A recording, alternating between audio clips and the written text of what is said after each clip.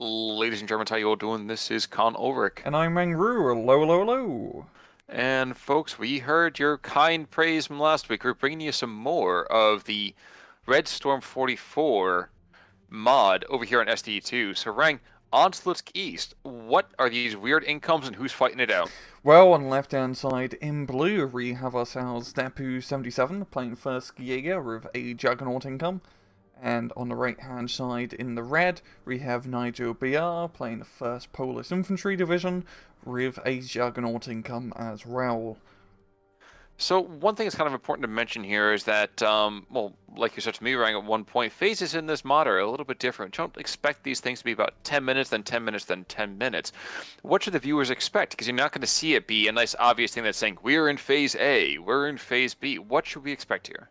So each division has different phase lengths, but on average, to keep things simple for this cast, usually most divisions, A phase lasts 13 minutes long, and then usually most divisions B phase lasts 17 to 18 minutes long. So don't expect to see any C phase play until 30 minutes into the match. And forgive me, I know people who are watching my cast right now are seeing me kind of hop around the map a little bit. It seems like these 75mm RSOs, hideous little things, but at the same time, it's kind of like looking at a tank coming forward with a howitzer on its back. What should we be expecting here?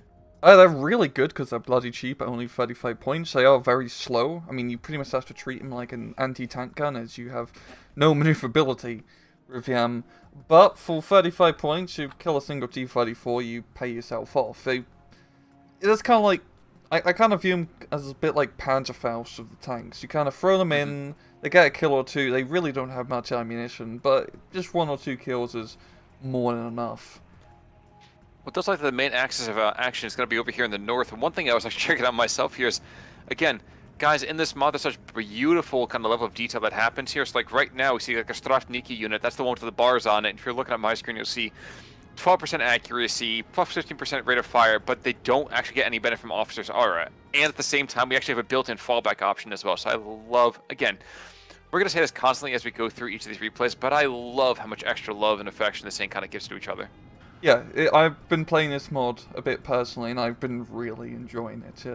There's a lot of cool new details, like Khan is saying, and yeah, and we're going to see some of the first action up north here. We've got some superiors getting close into his forest.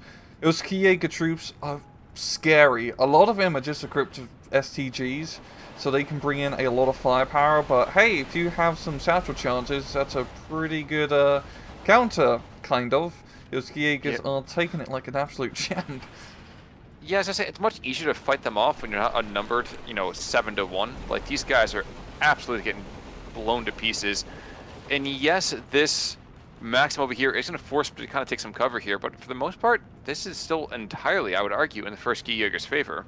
Yeah, this is a pretty good engagement for him, as there's really not much here on the hill. He's bringing the Stug 3 to help out here. And yeah, he's just got a lot of infantry up north. Those Jaeger troops are pretty expensive at 35 points when you compare the Russian troops, only on average 20 points each for the most part, some 30. So he's not going to be having the quantity advantage, but you definitely get the quality. Certainly true. Now, one thing that I'm sure you guys noticed as we were going through the opening decks for these two particular players is that we're also seeing a hefty amount of potential air power. Now, I say potential, of course, because in this mod, anti-air AAA is just so freaking effective. I mean, we're talking, a burst of fire has the potential to take down a full-strength aircraft. Yep. Yep. A man alive. Yeah, we're pretty much just seeing Depu trying to contest over the northern hill area, while Nigel BR is just going, hey, let's just capture the town. And he has a lot of troops in that town, but he's slowly making his way through. Yeah, that's going to give Depu some time to bring in some armored reinforcements, as well as some IG-18 guns. Very true, very true. Now, right now we are going to see a Commandant over here to the left-hand side, and guys, again, at least once more for me, crazy benefits from here. Lots of stress resilience, influences are awesome. Influence, of course, referring to that frontline play, as well as 50% of 8, view range into -8 per, oh my gosh. Again, it's huge. Huge. But it only benefits infantry units. You have to get a tank commander to benefit tanks, so it's pretty interesting in that regard.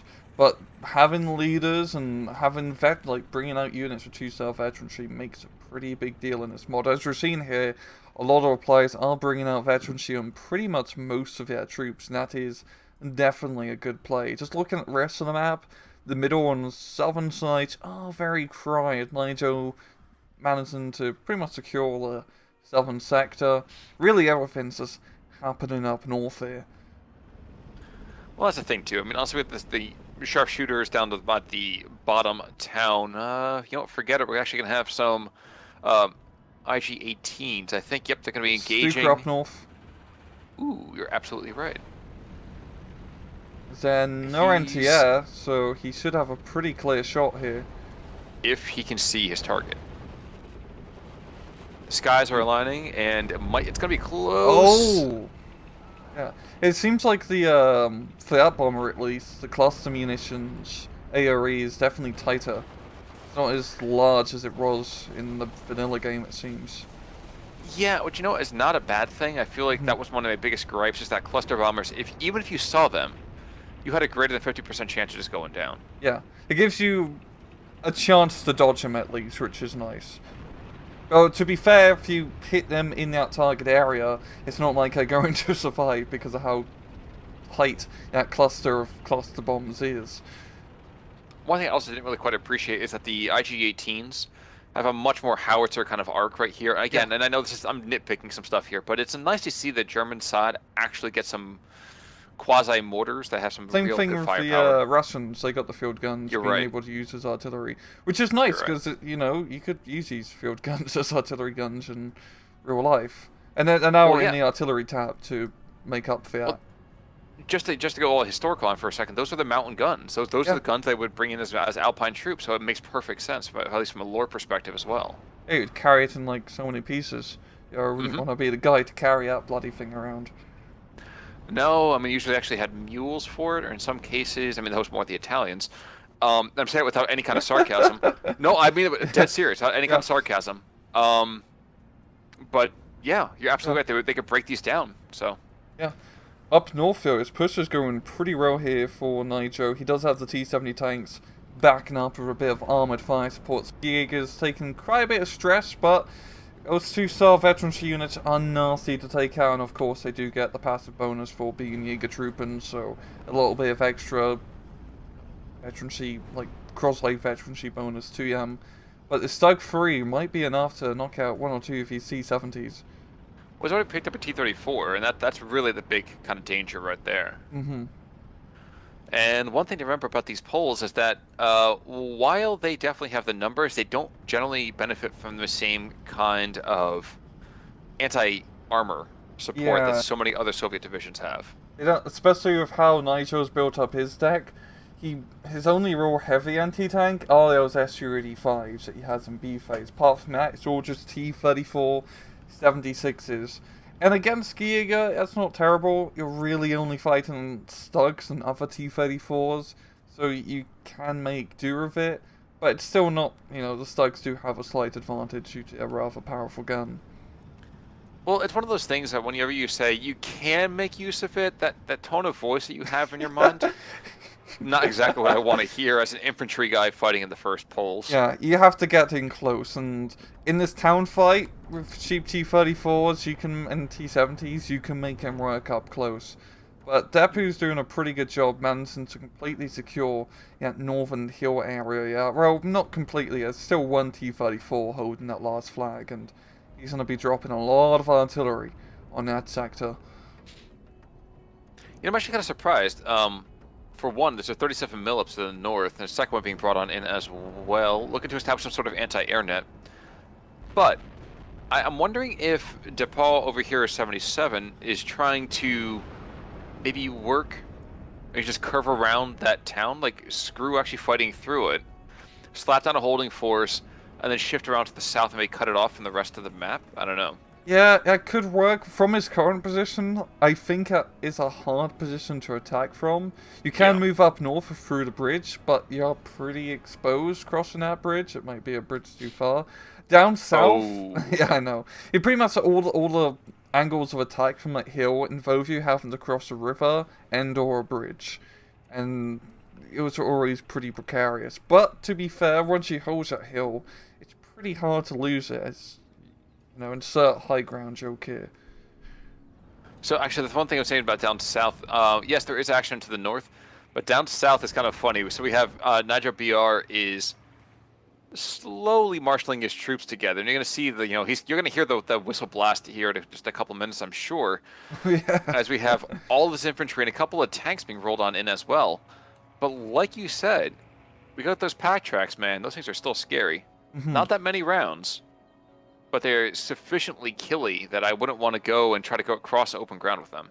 Yeah, they have that 2-kilometer range, and that long range they can definitely knock out a T-34.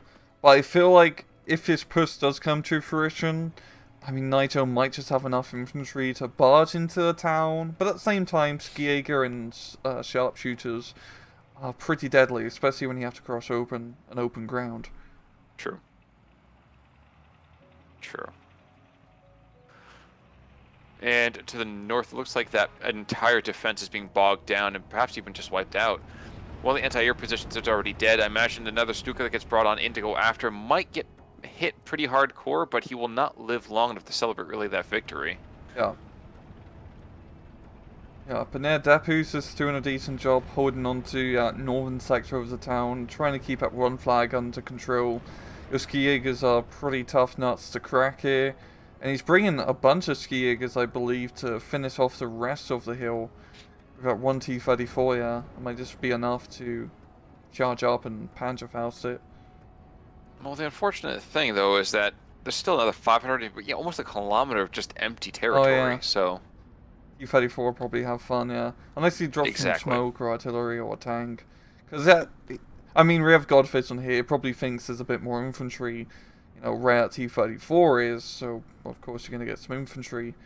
But yeah, it's just one tank here holding that entire flag, so that's pretty good for Nigel. He could be doing much worse, and he is doing pretty bad.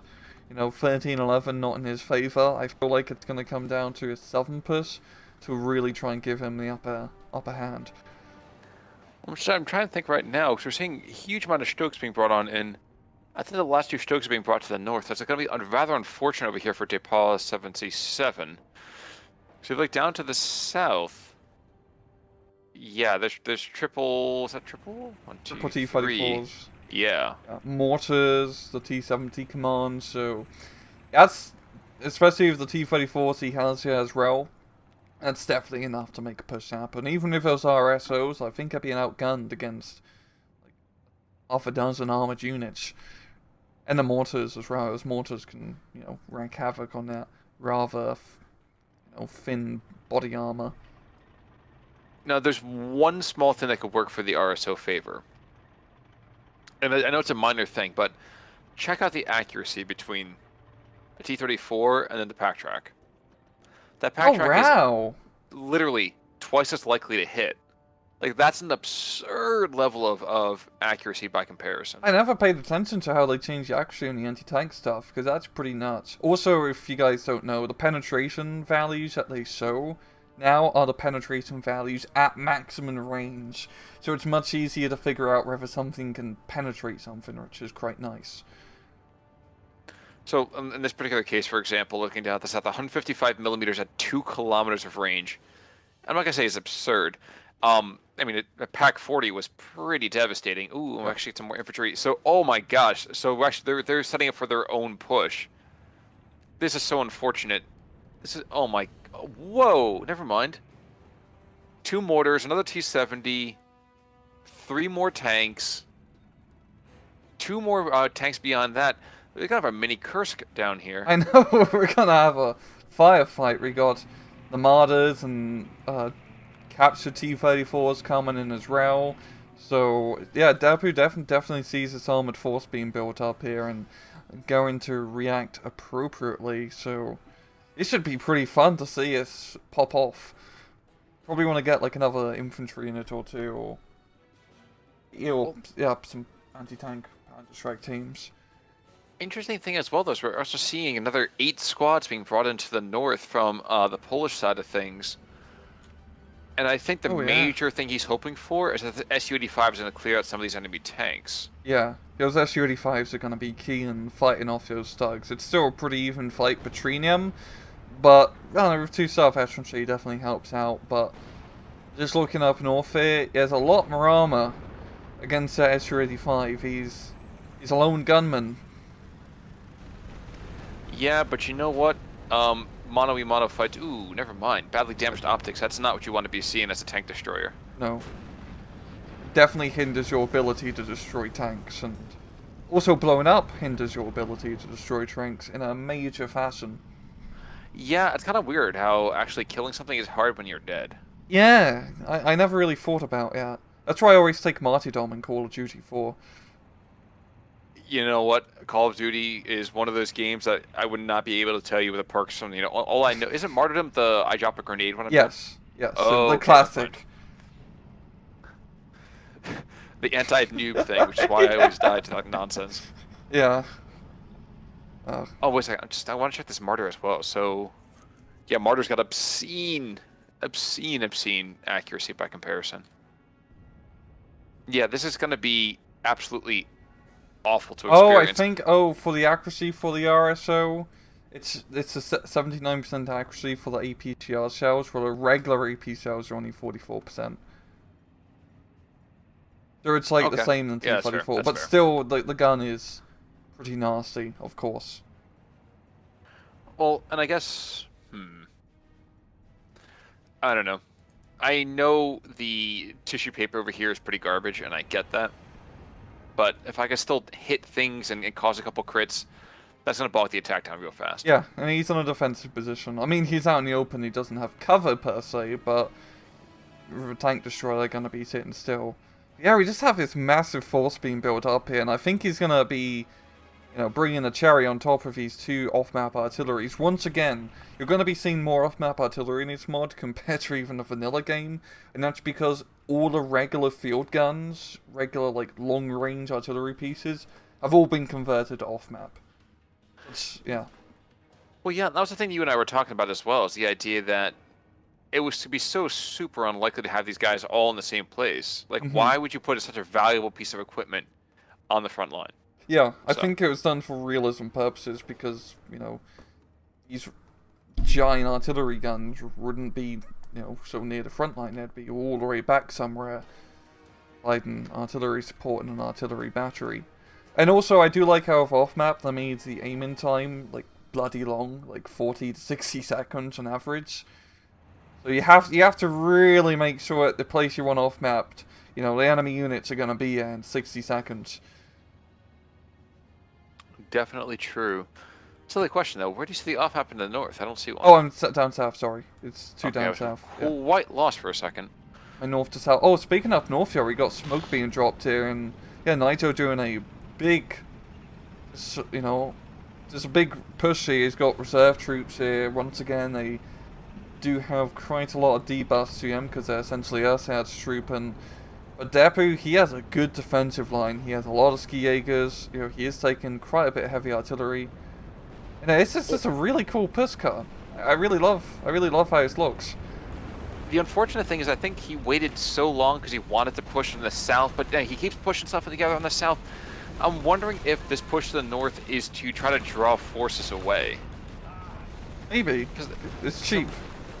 Yeah, and that's the thing, is that, let's see, how much are these guys? These guys are what, 30 points?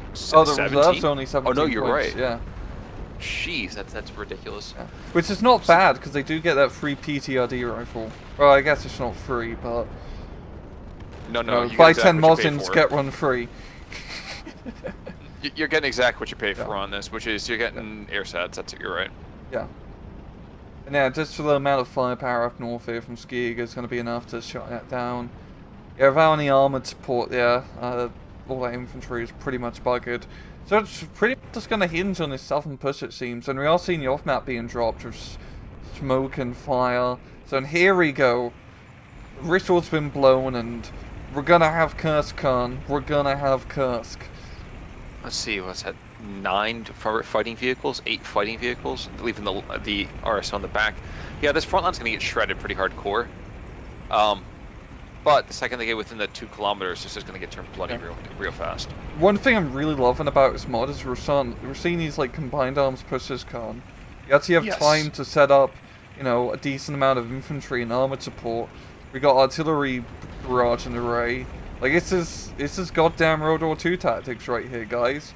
We got, you know, anti-tank guns on the hills, air power coming in. Oh no, I think our Junkers are gonna make short work of our push. Yeah, I mean the Yaks are still here, but there's a Flak 36 who should be able to shepherd them away. Oh my crap. gosh! Oh, 2 tanks, Jan. One bombing 2? run. I counted 3, I thought. Really? Oh, there we go. Another one. Yeah, heavy bombs, guys. They do lots of damage. You would have thunk. One Junker's probably gonna go down. No. 2 of them limp away. And the mortar positions are gone as well. I don't care if you have another off-map barrage happening here. That thing is gone. Holy crap, those Junkers are insane. The Yak gets a good strafing hit, but not enough to get the kill here. I think anti-air's just going to keep it clutch. And while we weren't watching over there, yes, we were able to see that T-34 get barraged off of that hillside. The Begleit ski Jaegers, the ski Jaegers getting crushed though by T-34-76 and a T-70, just pushing them back. But wherever something red is, well, we're not just talking about the Soviets, we're talking about there's just blood saturating the ground. Mm-hmm. We're seeing more off-map artillery being dropped in down south, but yeah, I don't think that push is going to be able to recover in time to really take advantage of that. Yeah, well, Depau just... Yeah. I'm sorry, please, No, please. no, Depau just had a good defensive line. I was going to say, look about what he just lost here. Yeah, he lost a little bit, but he lost, you know, like a squad of infantry, a boy to 334. Big stinking deal. Yeah, those are acceptable, that's for sure. I feel like... IL-2 cluster to the north, he's not going to be aiming for anything other than important, though. Yeah, Southern Push definitely, as cool as it was to see it all clumped together, probably would have been smart, well, safer if he separated a little bit more and maybe had a little bit more smoke. But really, it was due to the air power just completely screwing him over. Yeah. Yeah, it's kind of the weird thing when smoking actually would have saved some lives. Yeah. And it's 1940s after all, man. True. Yeah. True. And with that in mind, yeah, we got some more ski, you know, Scharfschützen being brought on in. So really, really, really great defense there. And that was the air power that we talked about has a potential to just cause so much havoc. Yeah. Yeah. Skiing, I've been playing Skiing a bit in this mod, and from my personal experience, yeah, very good defensive division. With all the anti-tank pieces that you get, which have high veterancy and all bloody Pack 40s. The infantry of the STGs are insane. I mean, they're not as fast compared to other like mechanized divisions or tank divisions, but as we're seeing here, when you have a good defensive line set up with Ski Jaeger troops, it can be a very tough nut to crack. Well, that was the thing. They've always been a bite and hold division. Like, this is not a division that's like, oh yes, we're gonna have some rolling artillery barrage and charge on forwards. Even in vanilla, that wasn't going to happen. So, I don't know. I feel like they have actually found some true expression over here. Yeah. I feel like Nigel's getting a bit screwed over due to his lack of heavier anti-tank. You can't. I think you can get some like Zis guns. With, like Zis freeze at least. That's what you really need. But the T-34-76s can only really get you so far in these open ground engagements, especially down southeast. This is going to get outgunned by all the Pack 4 and other T-34s as well. So I want to see him be able to do something up north, but I feel like at this point Depau just has he's managed to trade very efficiently, and as we can just see on the mini-map, it's much more blue up north and just all over the map compared to red. And that blue stuff is, you know, pretty highly vetted as well. Well, the one thing I was kind of trying to figure out myself is, why isn't it that the first Poles didn't try to make some thrust down the center? Yes. Yeah. I know there's a town, but like, you put your stuff in that town, it's more or less shielded on the north. You're not going to hit it from the flank in terms of force cover. You can't even see it from the position right now where that shooter killed Stug is. Blow through to the west. Yeah, he's got some light anti-tank, some small infantry. It's only now, 25 minutes in, that he's able to bring in some ski Jaegers. Yeah. So I mean, at that point, just play Austerlitz over here. You have, turn to the north if you want to, turn to the south if you want to. But right now we have T-34s to the north getting shot out and shot to pieces. And there's not a whole lot they can do about it. It's in a pretty good position here. It does have an S-35 to try and counter it, but once again, there's just a lot of armor all over from Depau's side here. Depau, I think it's Depau. I've been saying it wrong, as usual.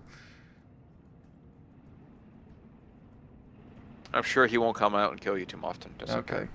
Okay. That's a few, just as long as no one comes out and kills me for saying things incorrectly, I'll continue saying things incorrectly. Well, it's be one of those things. It's like the SD2 version of The Ring. 1 week after you cast the replay, suddenly you just die. Oh, no, such troop and just crawls out of your computer monitor. Yeah, but dude, at that point, it's like Indiana in the cupboard, where it's like, oh, that's cute, flick. Yeah. Now, one thing I'm actually kind of very, very lucky over here for Nigel is that the air power for Depau has not been omnipresent. Yeah. Yeah, it was Yonkers came in, but that was really it. But to be fair as well in the mod, air power is strong like that, but I believe the reload time and repair time is longer compared to vanilla.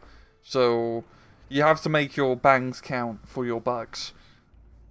True. Well, we see another Yak being brought on in. Yeah, he's gonna aim for a couple of Boita T-34s, and that sucks and all that. Like, I feel bad for him. But if that's what you got to do, you got to trade out a single tank or something like that for a rocket airplane. Yeah, come on. Yeah. I would take that every day of the week and twice on Saturday. Yeah, and there's a lot of infantry trying to back up here. Nitro really does not have much either. He still has he has a lot of B-phase cards to work with, but it's not really working out for him. He just hasn't managed to. I mean, he has managed to amass big forces, but he loses them, and he lost them in one big play, and that pretty much goes his front line. Yep. Now looking at the center over here, I'm seeing some blue being moved here. Ooh, we got a tank platoon being brought on forwards. I'm wondering, is this going to be the counter thrust? Yep, counter thrust being set up. We got 4 ski Jaegers and a 5th over here kind of chilling, and we have 4 Boita T-34s. They're going to cut through this marshland. They're going to take out the central position. Look to see this flag over here with the machine gun and PTRS. Yeah, this is going to drop within the next 2 or 3 minutes. I also like how some of the PTRS squads have 3 PTRSs in a single squad. Actually makes them really good, because you can get a lot of stun and hits by just having a bunch of dudes shooting semi-automatic anti-tank rifles at anything, really. True. Now, one thing, this is the random aside, they don't figure the slant, sloped armor as opposed to, let's say, straight armor, do they, in their penetration values? So memory serves 30 millimeters was the expected penetration for things like a PTRS, PTRD. Yeah. I think for the tanks they just value it as including the slope. I don't think this game does any extra calculations for the armor. It's just front, side, back, and they just make up the numbers depending on an average of the armor and the slope and the angle roughly. Okay, because historically, you'd want to try to shoot the flat part of the tank, or also a weak point of the tank with an anti-tank rifle. Up north here, we got IL-2 coming in. Trying to kill a T-34. The God tank killer doesn't actually do anything. That's getting stressed out pretty hard, and once again, I can confirm IL-2s are still pretty tanky in this mod, but just watch Caster's Curse happen and this thing gets shot down. No, okay. Phew. Don't have to eat my own hat. Okay. I'm running out of hats, Well, I think you just try grilling it. It'll actually make it a super light meal. Of course, most of it'll fall apart by the fire there, but... I usually just deep fry it. That's such a Canadian thing. Down here, we just slather it in lard. That's how it works in the States. 37 mil at the same time in the north is getting just absolutely trounced by the IG-18s. And between that, the pair of the IG-18s and these two Stugs, yeah, these two Stugs have been asserting themselves hardcore. There's 3 tanks and/or tank destroyers that desperately want to get to the front. They're just not able to do it. Yeah. Yeah. Watching, forgive me, good. but the punch over here is happening in the center. Yeah. Oh my God. The machine gun has to displace. He's getting pounded by. It looked like 7 or 8 different sources. Yeah, the RSOs are getting in on the action. The T-34s are going crazy. The Ski Jaegers are engaging. This is just, yeah. Yeah, this is a good push. This is, you know, flanking of the infantry, and the tanks are, you know, providing fire. I think we're going to see a Soviet bombing run here. Yep, IL-2's coming back in 2 of them, so T-34s might go down, just a couple of them. That's one. The BF-109. Stunned crew, so second one might go down. There we go. Good use of air power. We got the Akron Bees coming in to try and save IL-2 brethren here. But you know what? They accomplished what they needed to, which was get my infantry close enough. Yeah, you lost to BF-109. That was rough. But allows... Exactly. It's 15-9 now, and who cares? I'm going to lose another 109. Enjoy. Again, that position is huge because it's a pretty defensive position. There's a lot of town area to control, and he still has like 2 T-34s in that central push, so it's not terrible. And for that matter too, I mean, it's also there's no optics there anymore. So this 45 mil would have been great if you moved up another 150, 200 meters. He could have gotten some nice little flank shots over here. Yeah, because they haven't changed the range on him yet. So Depau over here is just, I'm not going to say putting on a clinic, but I think that his counter punches have been extremely effective. Yeah, he's just managed to trade very well throughout this match in a pretty defensive manner, and as we're seeing now, later on, he's been pushing pretty hard, and it seems like he's pretty much going to get the victory. So do you want to take us to ×2, Mr. Khan? Sure, at 32.25. Yep. And ×2. Su-85 going down to the north. Yep, and at this point, these two Stugs, Steinecke and Berg. Yeah, you can see right now they're getting an entire artillery barrage on top of them. Dedicated solely for him. So even if they go down or not, I mean, geez, those guys by themselves have shut down that northern arterial. Yeah. And once again, the lack of good long-range anti-tank gear for NATO's really screwed him over in these sorts of fights. He seems actually dropping smoke in those thugs to actually deny him from doing any more damage. It's definitely the right call. Let's see how much damage this off-map does. Some stress, and yes, a rocket plane comes on in, but, you know, not too shabby. Oh, kills, there we go. I think artillery killed one.